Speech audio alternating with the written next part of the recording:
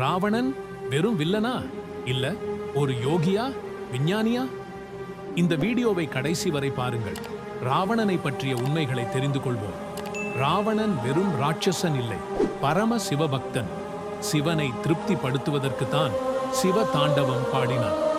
இன்றும் அந்த பாடல் உலகத்திலேயே சக்தி வாய்ந்த மந்திரமாக கருதப்படுகிறது.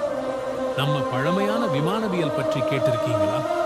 ராவணனின் புஷ்பக விமானம் இது வெறும் கற்பனையா? ஆனால் பல ஆராய்ச்சியாளர்கள் இதை உண்மையான புராதன விமானமாக பார்க்கின்றனர். லங்கையை பொன்னால் மிளிரும் நகரமாக மாற்றியது ராவணனே. அவன் காலத்தில் மக்கள் செழித்து வாழ்ந்தனர். விளைச்சல், வர்த்தகம், அறிவியல் அனைத்திலும் முன்னேற்றம்.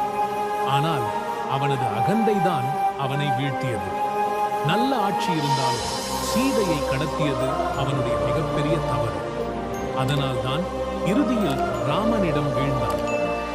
இறக்கும் முன் ராவணன் ராமனுக்கு ஒரு ரகசியம் சொன்னான். வாழ்க்கையில் எதையும் திருடிக் கொள்வதை விட நேர்மையாக பெறுவது நல்லது. ராவணனை பற்றி இதுவரை இப்படி யோசித்ததில்லை. நீங்கள் என்ன நினைக்கிறீர்கள்? கமெண்ட்ல சொல்லுங்க. வீடியோ பிடிச்சிருந்தா லைக் அண்ட் சப்ஸ்கிரைப் பண்ணுங்க.